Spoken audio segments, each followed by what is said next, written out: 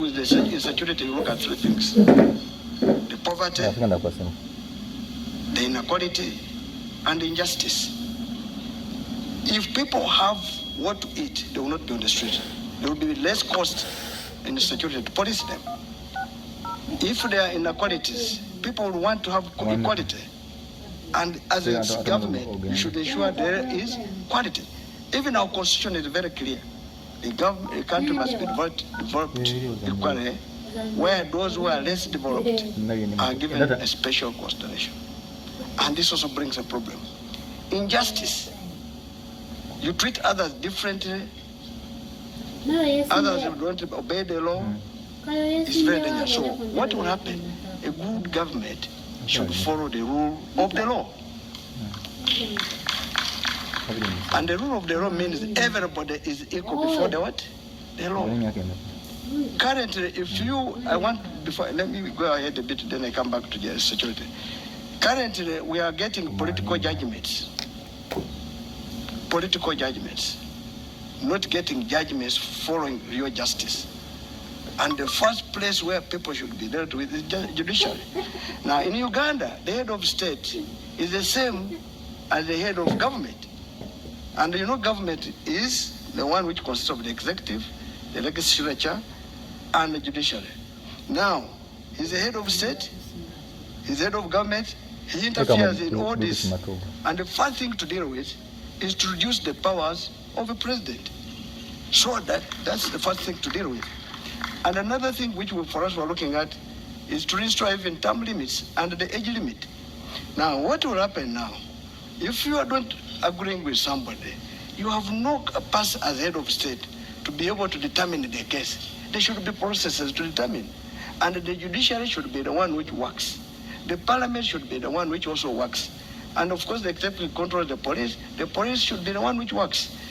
I believe if police was a real police force, which is supposed to protect the citizens of Uganda, to maintain law and order, it wouldn't be the one fight the citizens.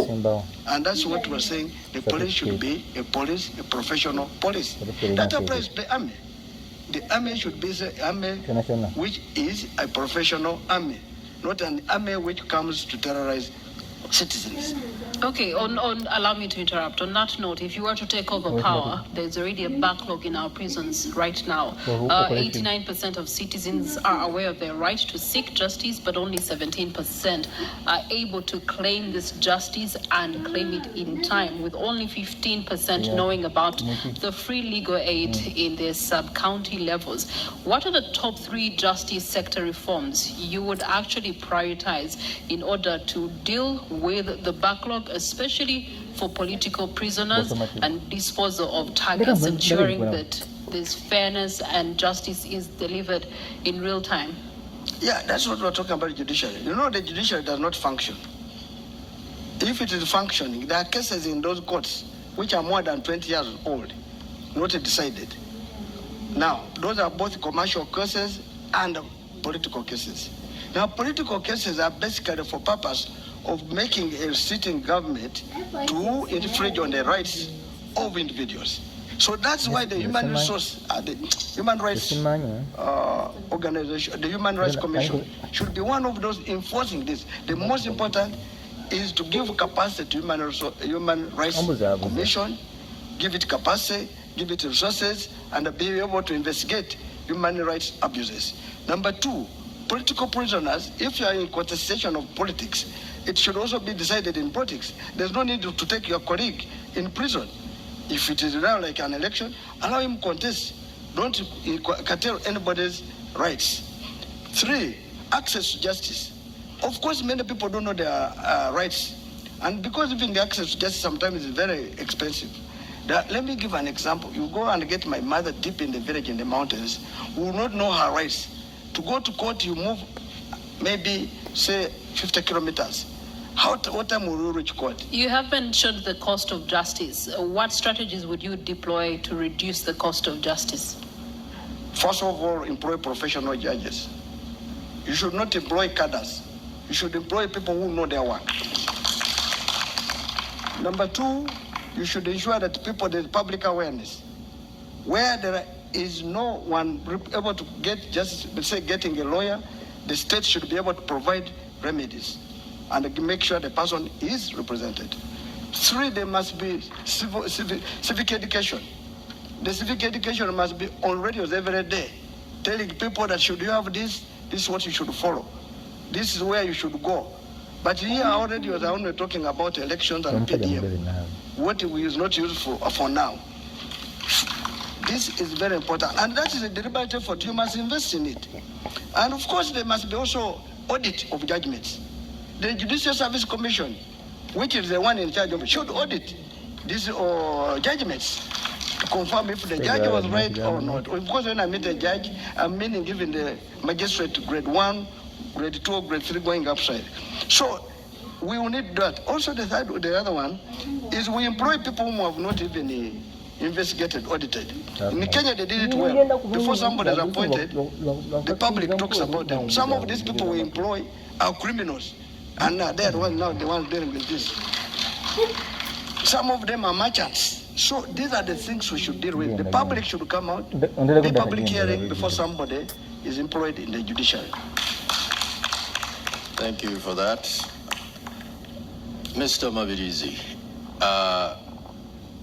there's an act in a certain country called the Pose Comitatus Act, and it basically prohibits the army from operating domestically. From your approach of regionalism, how would you fix the Ugandan army? As we've heard, reports now saying that they will be responsible for protecting the vote after it's been cast, which is domestic approach usage. How would your regional approach address this? Thank you so much, Mr. Moderator. First of all, I want to arrest your fears. I'm going to start from the other end, not from where you want me to start from. You've heard me talking about regional governments. If you can recall, in 1980, there was a man called Mayanja Nkanj. Mayanja Nkanj, he could raise out his 2 fingers. The 2 fingers representing, number 1, the government of peace, number 2, the 2 governments. And those 2 governments, we are talking about the regional governments. And when it comes to regional governments, we are the CP, we are the architecture, the champion of federal. So we are talking about federalism, the tangible one, which can work to solve all the problems. So in a regional government, I've already told you that there is share of power. So the recruitment of soldiers, the policemen and so forth, it depends on the population of the region, or per region. Not only that, but in every region, because it is in the set of a federal government, in every region, they have got judiciary department. In that small government, if in courts call them small governments, they have a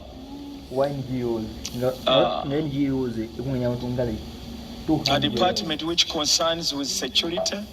They have people who are responsible. They have ministers who can carry out different work in different departments. So with such a setting, you would have waved away or dealt away with only one man having all power on everything.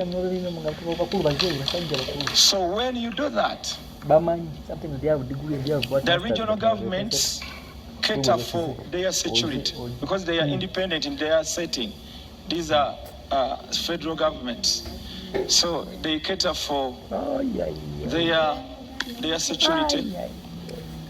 Though they do work with the central government because it's a shared responsibility. It's a shared way of handling and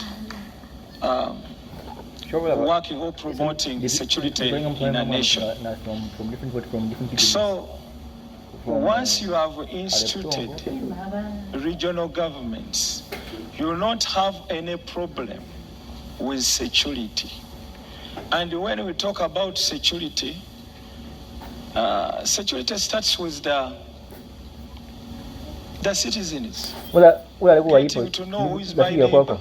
So once the setting is in regional government, whoever enters that region, at least people get to know each one has got to know his neighbor. Once there is any visitor who comes, so they get to know that so and so has come in. So with that, and having put judicial courts in all those regions, secured jobs for people, people have shared the power and responsibility, so you will not face any problem which concerns security. So we don't need to borrow any other kind of security abroad or looking at a certain government. We can just do our own here. Once we get to know that what can solve all the problems of Uganda is federalism. Without that, leaving power in only one man's hand, nothing can change. Thank you for that, Candidate Mabirizi. At this point, Priscilla. Well, at this point, you are reminded that we'll be closing this debate at 11 p.m. And as we do so, we do believe that you have reactions, you do have some comments. We do have sector leaders in our audience this evening that would like to respond to what has been submitted of our 5 candidates. Equally, our online audience has some burning questions, and so we'll be interacting with you in a short while. Let's start on our final bend, finance and economic development. And I'm going to start with the man who has told us that on the race to 2026, he intends to put money in what? In our pockets. Hey. Okay, fixing the economy is just one element, but one who's a financial advisory. What does Uganda need to fix the economy, with or without you as president? Nandala Mafabi. I think you are aware. Let me start from 1986. In 1986, our budget was 777 billion, before removing the 2 zeros, 86, 87. And that budget was able to do a lot of work. You know, they did what they could. Even university students would study for free. Somebody would say it was only one university. Currently, if you remove 2 zeros, you get 7.7 billion. Right now, our budget is 72.3 trillion. That means it has gone more than 10,000 times. But what have we got? So all along this time, what has happened is what? One, wastage. We're talking about corruption. Is one of our main problems in this country. Every year they steal over 10 trillion shillings. Now when they are stealing that money, first it increases the demand on taxes. So that's why people have to pay taxes to cater for theft. In our economy, we have money in houses.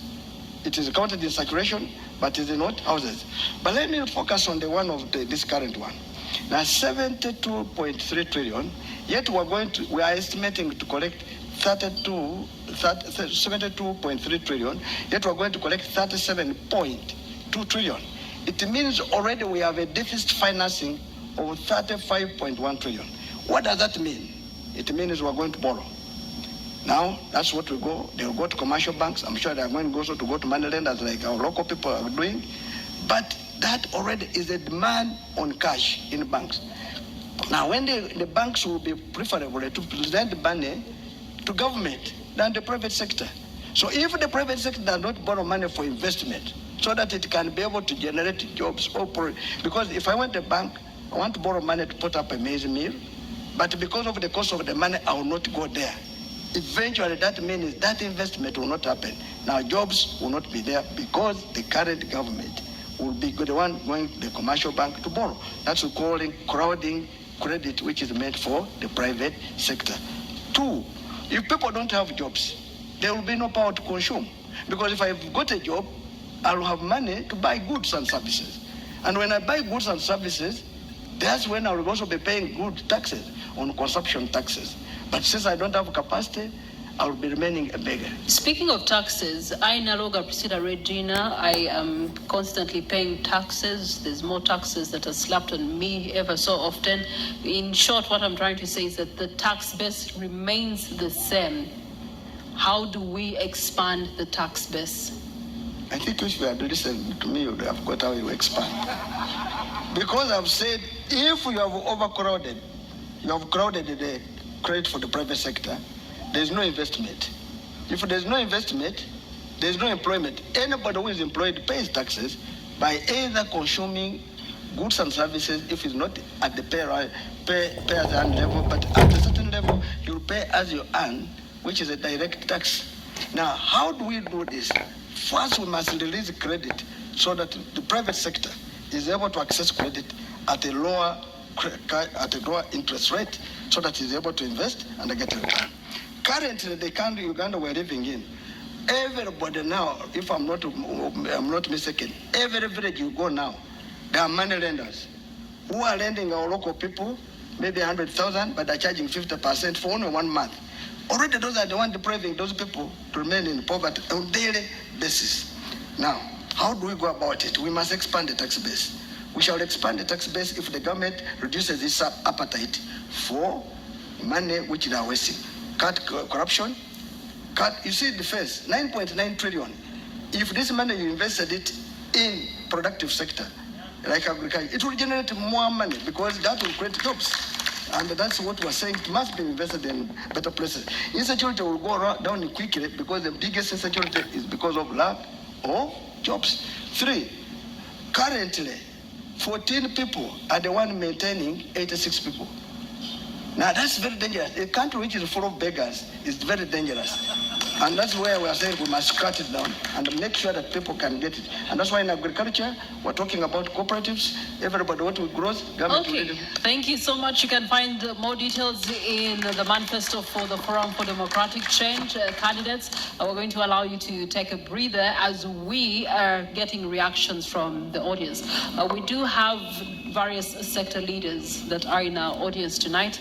Amos Wekesa has joined us this evening, and he's been an ambassador of Uganda's tourism, so much so that he ended up setting up shop in a neighboring country simply because of the things that you, candidate Nandala Mafabi, are talking about. Amos Wekesa.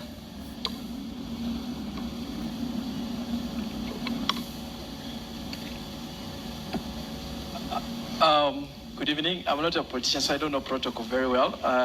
It's been thank you so much, NTV, for inviting me this evening. And thank you, presidential candidates, for very good insights that we've listened to this evening. Of course, I will be a little bit biased that Mr. Honorable Munti did a fantastic job in dissecting tourism. I was actually shocked that you related it to everything else, to security, to the market. Yeah, if 4 million tourists arrive Uganda, each of them will eat 2 eggs a day, and they spend an average of 8 days in the country. You just do the mathematics. An omelette, they will be willing to pay $10 for an omelette. You know, you just grow the economy instantly.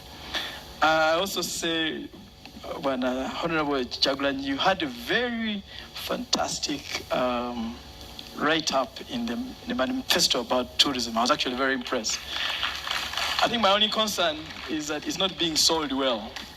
I think we need to sell that dream. Yeah, it needs to be sold a little bit more. I also want to say that tourism, the reason why they say tourism is Uganda's lowest hanging fruit is because of the potential we have. The great weather, the mountains, the lakes, the rivers, the people, the culture. It's just so low. And then tourism this year earned the whole world about $10 trillion. But if you just remove the $10 trillion and put on the side and go just for sports tourism is one of the fastest growing sectors. And Ugandans are extremely very talented. It's just that a lot of them don't have the opportunity. This year, sports tourism earned $800 billion across the world. By 2032, it will be earning $2.2 trillion just by doing sports. Amos Wekesa, in the words of the incumbent, therefore,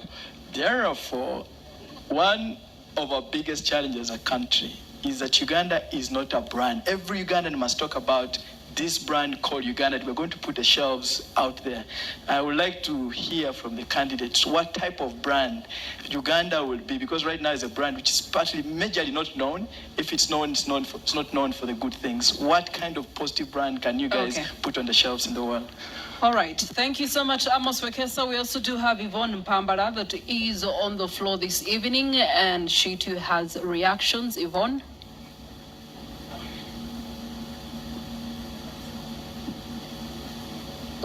Our online audience, please keep those questions coming. We're going to be turning to them a little bit later on Facebook, on X, as well as TikTok. We're also streaming live on our websites, NTV Uganda, as well as Daily Monitor. Yvonne? Thank you so much for the opportunity.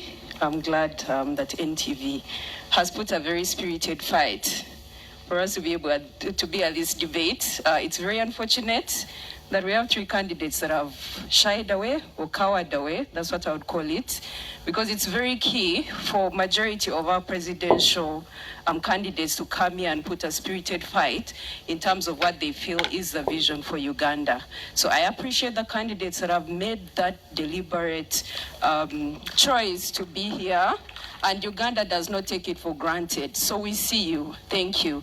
It's becoming very, I would call it problematic from the kind of generations we come from, that, you know, the voter apathy in Uganda has gone high because Ugandans no longer believe in the systems, not even elections. They don't believe in elections anymore.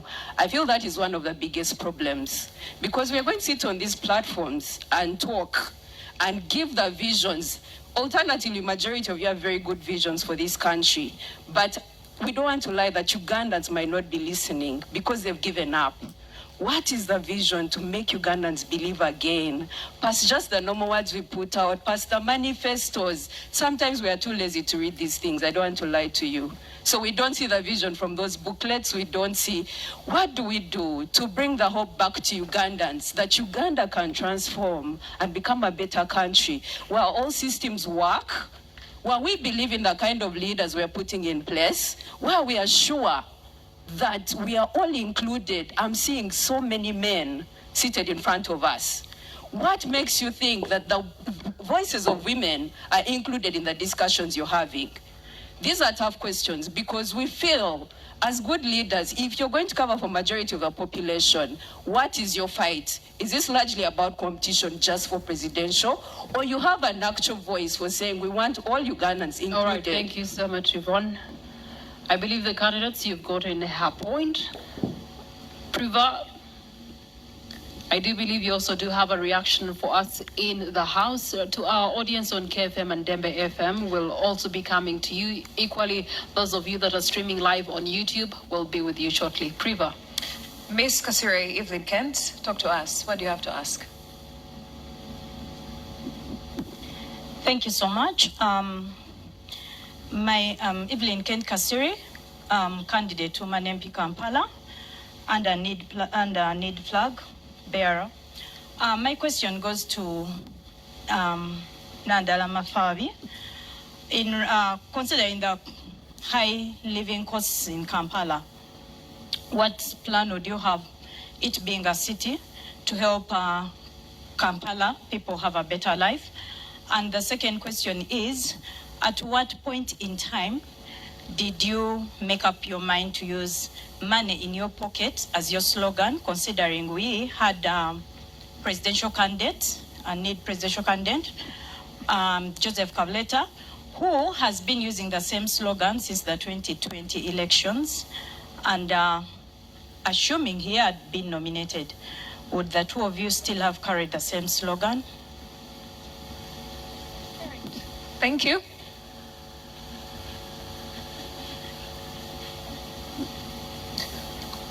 There's another gentleman here. Please make your submission. Thank you. My name is Agaba Muzora, and I'm from ANT Party.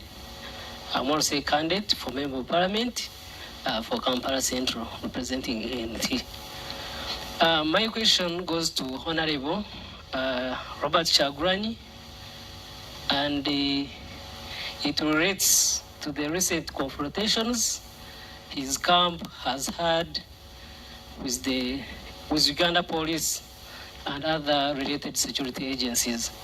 It's quite unfortunate because previously, especially people from the security sector have been telling us that Ugandans were telling them that elections are boring because there are no violent confrontations between political camps and the security people. But they were not pointing at which Ugandans were saying that. To me, I took it to be that it was from their mouth. And so, as we have progressed, we have seen that boredom go away. Your question being? But also, the question is, Mr. Kyagulanyi, when you are in Kawempe, there is a video attributed to you telling your supporters that in Uganda, kati muri bayekera, mutambule mudeo wakanga bayekera, bwe mutuuka mukole ebikorwa ebyekiyekera. All right. Which means in English that you had told your supporters that you are rebels. As you go home, behave Your like rebels. When you reach home, act as rebels. Is that, are those statements truly yours? And if true, what actually did you mean? Because we got different interpretations. All right, thank you so much. Of those statements. You know, politicians speak a lot. So, gentlemen, this is my floor. I will have you continue that debate somewhere else. But your point has been duly received by the candidate that you're referring to. All right, Anwar Katamba, talk to me. Oluzungu ennaku zino lwafuna ebigambo bingi. Njagalayo abooluganda balina ebigambo ebitonotono kubanga obudde butambudde. Waliwo enampisa erinnya njagala nnyo ebyokumpaanawaana. Let him first pick a candidate there, then we'll pick somebody else from byonna bikole naye the man John Ken Ruchamuzi neyazanyo NTV kino kyemukoze kiringa nga CNN kyeyakola mu America. Nze Kivumbi Ernest Benjamin njagala okubuuza ekibuuzo bakandidenti baffe just buli omu ayogere yes or no. Eggwanga lyaffe teribaddeewo na transition yonna eri peaceful emyaka gyonna. Singa omu ku mmwe akwata obuyinza mugenda kusonyiwa President Museveni ne famire ye ku lw'obulungi bw'eggwanga oba mugenda kumusiba? Kale toyanza nnyo toyanze kanfuneyo ekiri mu mbeera ey'abannamawulire. All right, let's keep the questions short and sweet and straight to the point. Let's hear from you. Amanya nze muwaddanku nnyingi. Ndi mubaka wa Parliament ow'Ekyaddondo. Njagala okubuuza candidate Mugisha Muntu, Amabirizi, candidate Nandala, none yagambye okwogera mu Luganda. Candidate Bulira Frank. From the trend eri mu mawulire ne campaign nga zibadde zitambula, kiraga nti Uganda abangi bajumbidde nnyo campaign rallies as a presidential candidate Kyagulanyi Ssentamu Robert. Submission zammwe namwe muwulikisenga abataagala Mwai Museveni. kikyali mbudde okwegatta emabega wa candidate Kyagulanyi Ssentamu Robert. Musobola okwekomitinga kati mukirowoozaako nteekateeka zammwe ki bwe tuba nga twagala okweddiza obuyinza nga bannayuganda. Ndowooza njagala okulya tteeka yammwe ku kwegatta emabega wa candidate Kyagulanyi Ssentamu Robert alabise nga yasinze Honorable Muwadda. Annual Katamba lindako. Annual Katamba nonyeza omwami John Ken Luchamuzi. Then Privan nonyeza omwami gwe bayita Johnson Mayamba. Those will be the two questions we'll take on the floor. Then we will allow our candidates to respond to each one of them. Thereafter, we'll go to our online audience and also give them a chance to interact with their candidate. Presidential debate rests to 2026 elections. Thank you very much. My name is John Ken Luchamuzi, the man. First of all, I would like to thank the NTV establishment for this wonderful organization of a debate of this magnitude. I'm making a comment from an intellectual viewpoint with reference to two presidential candidates, namely Owekitiibwa Mabirizi and Owekitiibwa Bulira. You have made a significant point with reference to your comments on federalism. One of the reasons why Uganda should go in for federal system of government is related to the gross mismanagement of Uganda today. Government is in shambles. If we don't pray very hard, even a military takeover could come in. So when the regions share powers. Honorable Echibuzo Chechiriwa. Yeah, no, I'm making a comment. No, oh, you're making a comment? Yes. Okay. When the regions share security powers with the center, and well knowing that Article 1 of the Constitution says power belongs to the people. The people, by sharing that power on security, will reduce the gross expenditure we are giving to President Museveni and his family. A lot of money we are paying, all is directed to security. Will insecurity not end? Shall we keep on being... Thank you so much, Honorable. That's a question, so that is a comment for all of us to follow. The regions need that power because under the federal system of government, power checks power. Power from the region checks the State House, for example. But the district has no capacity to check the State House on corruption. I hope you understand. Thank you, Honorable. Thank you so much. Listen from Johnson. Thank you so much. My name is Johnson Mayamba. I am a journalist. You said democracy dies in darkness. We have covered this presidential campaign. We are covering the trail. We are covering the debate. And on a daily, a journalist is hurt. In all your manifestos, we've not had ourselves in them. What are your plans for the fourth estate? Thank you. All right. Many questions, 5 of you. I will start with Gregory Mugisha Muntu. Responses to the House. To all the questions? Yes, please, to the ones that were directed to you and you feel you owe them an answer. Okay. Thank you. I think one which was specific was from Honorable Nkunyinji Muwadda, because he was asking whether we are ready to go behind Honorable Robert Kyagulanyi.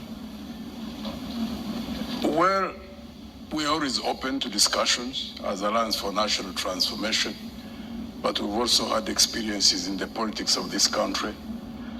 It depends on the basis on which one would make the conclusions that the country has made a decision. Because I've been in a party called Forum for Democratic Change, and I know that in 2011, 2016, we generated crowds that I have not yet seen in this country.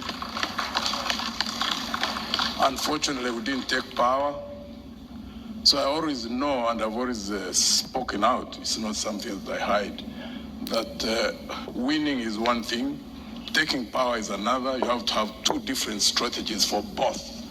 So if we are to sit and agree on the strategies for both, rearrangements could be made. I have no problem with that. Thank you.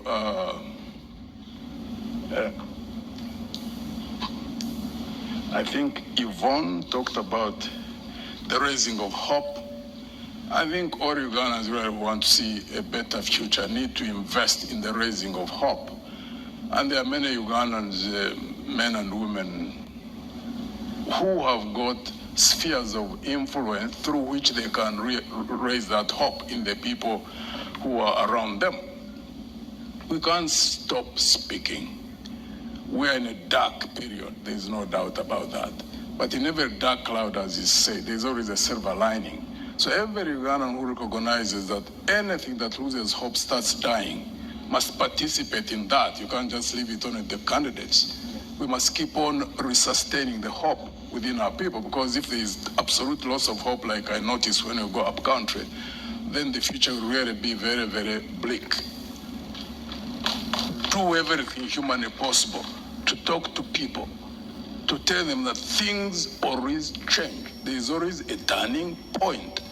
Even us, we will get that turning point, but we all must focus to a future that is better than what we're experiencing and work, invest into it. There's no way a better future is going to fall like rain, which unfortunately seems to be what most people hope or expect that is going to happen, that you leave it to just 8 people roving all over the country. No, 7, not 8. 7 is already, different categories. The one who want to throw out of power. So the 7 of us, you can't say we can't be the only ones who raise hope. There are many more Ugandans who can discuss these issues on the dining table, in the taxis, in the borders, wherever they are, because hope is what sustains us as a people. The moment you lose hope, you start dying.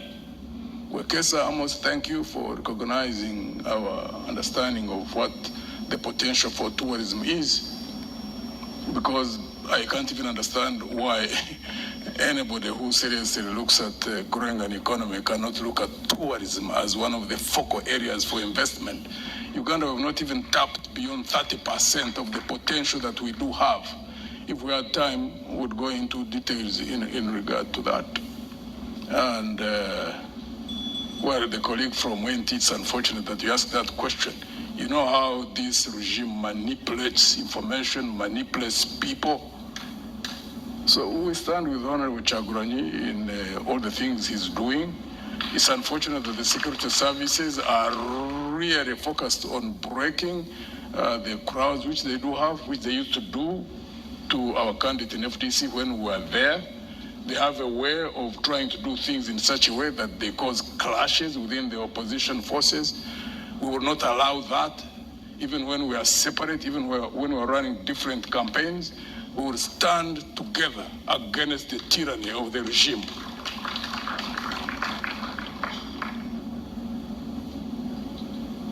All right, thank you so much. The rules of engagement still remain the same. Each candidate has 4 minutes to respond to all the questions from the floor. We'll go to the next candidate, Frank Bulira. Thank you so much. I'll try to be very fast.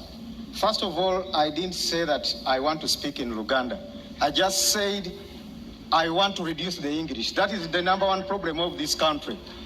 We want to liberate this country. Not speaking a lot of English. It won't help us.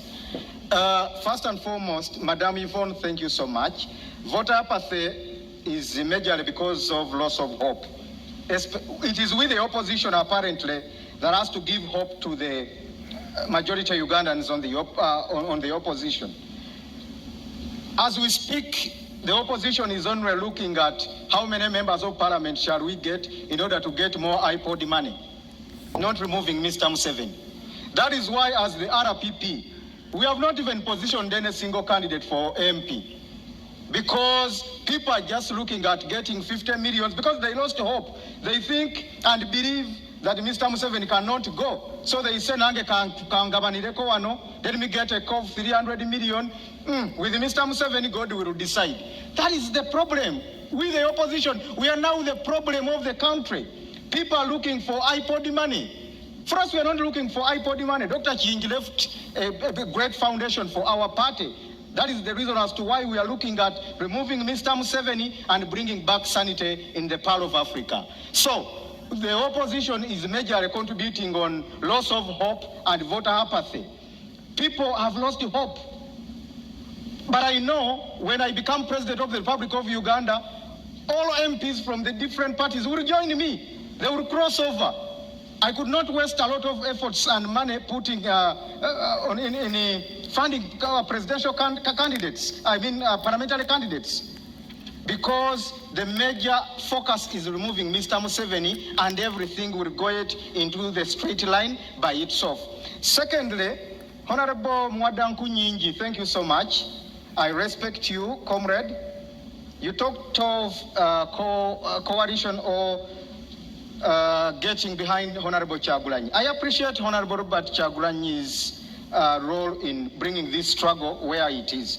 But what you should know, Honorable, is that this struggle started way back from the Kairas, the Dr. Semogerere. Dr. Semogerere in 1996 had the biggest crowd, which we have not seen. Haji Nassan Tegesebagala had a crowd, a 1 million march. He didn't even smell at presidency. Retired Colonel Dr. Kiza Besigye. Go and look at the footage of the rallies Dr. Semogerere had. Dr. Kiza Besigye had. Dr. Besigye has not delivered us to Canaan. It's unfortunate.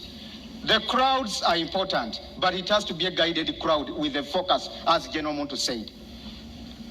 That is the reason as to why Dr. Aggrey Kiyingi was not staying in Uganda and was feared more than the people who are sleeping here in Wakiso, because Mr. Museveni knows he will contain them at the end of the day. They are not even focusing at presidency. We are looking at removing Mr. Museveni. In fact, I would be the person Honorable Kyagulanyi would rather behind. I don't want Ugandans to be disappointed again, and at the end, they tell you,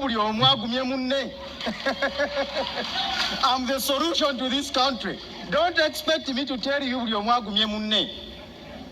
have all the plans from A to Z. I inherited Dr. Aggrey Kiyingi politically. I have all the contacts and the networks. That is the reason as to why my campaign has started late. Many people have been asking why I have not been campaigning. It's not deliberate. My accounts were frozen. All our funders were intimidated. Mr. Museveni called Sheikh Maktoum, the king of Dubai, and told him, unless you are opening up UAE and Uganda, don't support this guy of Dr. Kiyingi, because he knows Dr. Kiyingi has investments in UAE. President Hakainde Hichilema of Zambia was intimidated. My container of T-shirts from China was confiscated. Candidate Frank Bulira, the good news they is should that all you come are behind seated. me. I'm the only person to redeem this country. Thank you very much. And the good news is that you're seated next to the man himself, Robert Kyagulanyi Ssentamu. What saith you to the responses that have been presented on the floor this evening? My response would be Naimulira. Thank you very much, Mildred. I feel at loss because as a present victim of security, I did not get opportunity to be asked for a comment about security, and as a way of blocking and bridging, you would allow me just to wrap very quickly my comment on security. And it all goes back to state capture, because that is the problem. Every institution of state is captured, including the military. And unfortunately, it's the military that is being used to capture the rest of Ugandans. The question of the military was settled way back in 1995 when the current constitution was promulgated. And Article 208 of the current constitution is to the effect that the UPDF shall be non-partisan, the UPDF shall be national in character, and the UPDF shall be subordinate to civilian authority. Unfortunately, That law is nothing more than the paper on which it's written. Now, the UPDF is reduced to a tool of oppression. It has been said before that there are no bad soldiers, there are only bad commanders. And the statement is true with the UPDF, because now you will notice that the problem begins with the appointments. The appointments are done according to relationship, and sadly, according to DNA.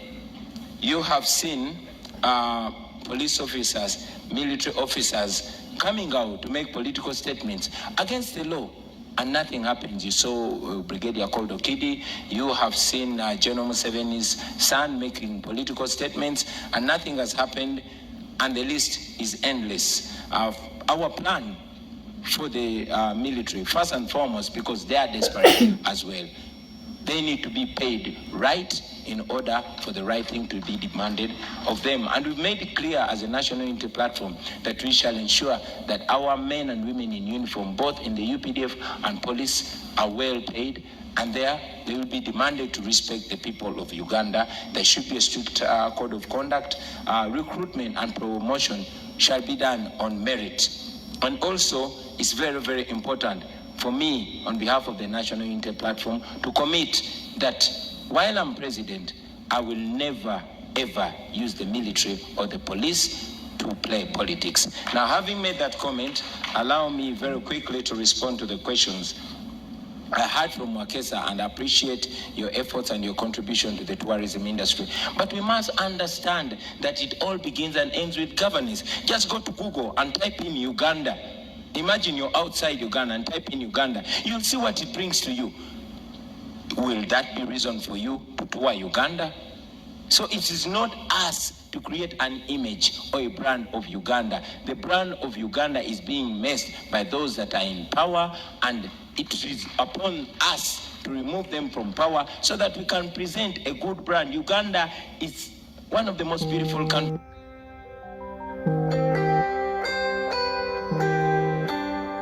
that are in power, because what matters to them is not what the country gets. The main occupation of the state in Uganda is regime survival, not serving the country, not developing the country, not developing any sector. My brother from ANT mentioned that I said, yes, I said that. I've said it many times. I'm saying it right now. I'm a rebel, but I'm a legitimate rebel. You've seen the president of the Uganda Law Society calling himself a legal rebel. I'm a legitimate rebel. I'm just like the Museveni of the 1980s, only that we are non-violent. That's the difference. Okay, we are within the law, we are non-violent, but we are rebels, we operate like rebels. Allow me to just stick to what you were talking about. Yes, please. There's a question here from Mr. Chigongo, and he's asking, what are your plans towards bolstering multilateralism as well as bilateral relations? Present yourselves as Ugandans. Let us present Uganda on the same moral standard with our country, with other countries. We want to relate with Kenya. Kenya has a semblance of democracy. We want to relate with democracies, but we are bringing dictatorship to them. Let us level up. Let us have the moral standard. Let us be on the same moral standard with other countries, and we are going to be respected. Now we are not respected, we are only feared. Okay, thank you very much. And, you did not allow me to... I'll be returning to you shortly. Right. Just you can hold that one. I'll be coming back to you. Candidate Nandela Mafabi, there were questions for you in the room. What saith thee? Yeah, thank you so much. First of all, with tourism, my take on that, one, of course, security is important. Tourism cannot come here when it is insecure. Number two, we should invest more in infrastructure, the roads, network, and this tourism, of course. Me, I would even go further to talk about the rail line. We need to put back our rail line to deal with most of the things we talk about. Also, the press, we should have a positive press. Voter apathy, yes, it is there, but a thief cannot chase you from your chamber. You must make sure you work in the chamber until you arrest him or her. My proposal to voters, kindly read our manifestos, see which one is the best, and go vote, because one day we shall make it. Amin said that if the referee is biased, when you are playing football, make sure you score a goal where even the blind sees that it has entered, so that it cuts the net and everybody confirms. I think this coming election, if we all voted and voted NRM out, everybody would see, even if Yamakama will have nothing to say. High cost of living in Kampala, everybody know high cost of living is everywhere. I think you, because you stay in Kampala, maybe people can even afford something, but people are going without anything for weeks. So I want to assure you that the high cost of living is a result of cost of production. We have high taxes, we have high cost of production. Now, we have talked about electricity, it's very expensive, and that's why electricity is one of the catalyzers to make production. Water, mention it, and in Uganda, the tax exemption are given to foreigners. So we are the one who bear the burden for foreigners instead of the Ugandans. Corruption. There's also another cost, because when the costs are, taxes have to be put there to tax you, so that's they're able to cater for the corruption of the 10 trillion. You said, I copied your manifesto, your motto, no. We said fixing the economy, money in our pockets. I don't know if yours is like that, but I'll also give you an example. Busoga College, where I went for, when I started from, it says, Kurakatonda, negwanga lyaffe, for God and our country. And the motto of Uganda is for God and my country. Should we also say that Uganda copied from Busoga College? On the issues of Museveni, you see, for us, we're in this campaign not looking for, we're not in for hate, we're not reaching anyone. What Museveni has done, His 40 years are over. We need to move on. What he has failed to do is what we are saying, it is us to fix it. So we are bringing unity. We need to reconcile this country. We need truth telling, and this country must move forward. Museveni is just one individual. The country is bigger than Museveni. So for me, I believe we need to have our country united, and should we forgive him, there will be truth telling. Nkunyinji, you said we should join hands. Everybody knows how to mobilize. For you, you may be mobilizing using music. We don't have music. You may be mobilizing by carrying like Museveni. We don't carry. For us to go to villages. So there's no measuring tool that you are the best. I think we have to wait until the D-Day. That will be the determining factor. All right, thank you so much. Just a small one. The press, we are sorry the press being hurt. We feel bad about it. And of course, even this is where I want to make a comment, that I think the state should come out clearly. We need EC to come clear about this, because there should be fair play. We don't want any candidate to be, his or her supporters be hurt. We need it. Electoral Commission should take charge of the election. But I also had the Electoral Commission chairman saying after voting, everybody should leave the polling station. I thought this gentleman was a judge. When I look at the rules, the Presidential and Parliamentary Elections Act, it's clear it says that after voting, a person should stay 20 meters from the polling station. Is that the same way by saying people should go home? That shows there's lack of people of understanding in this country, and these are the people who are going to be the referees. We want to pray to God that they learn the law and understand it. What do you want to do at the polling station by chasing people? You must be wanting to steal. Let him come out clear to tell us. All right, thank you so much. Mr. Joseph Mabirizi. Number one, I want to arrest the fears of voters where they have given up elections. We have got solutions. Have been working on this for 12 years. We know very well that there is vote rigging and so forth. So number one thing that we've done is educating Ugandans about the army we have and their rights, the constitutional rights. When you add the policemen and the soldiers, we have 106,000 soldiermen or gunmen. And the recent census which was carried out, we are over 45 million. And they did not come to my home. So we have already mobilized people who are more than 3 million.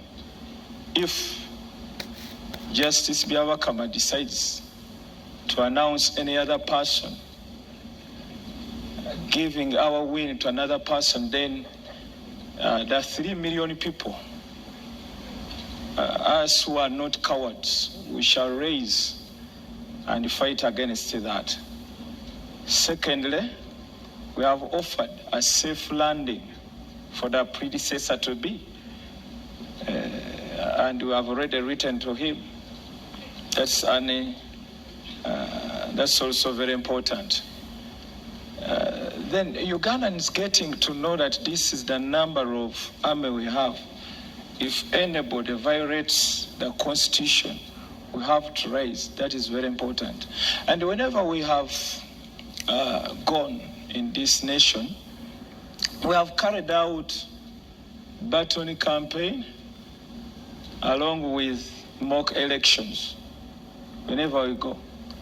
And that has helped Ugandans to know that the current regime has no support, because whenever we go, we get the ballots, people vote, and there is no place where this regime has got more than 4 votes. So that one is already now known. There was a question about the journalists. You are covered. Once there is good governance, you don't face all what you are facing today.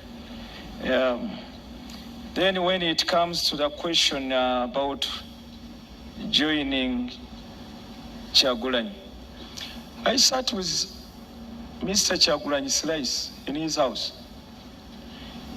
Then from there, I wrote to him twice.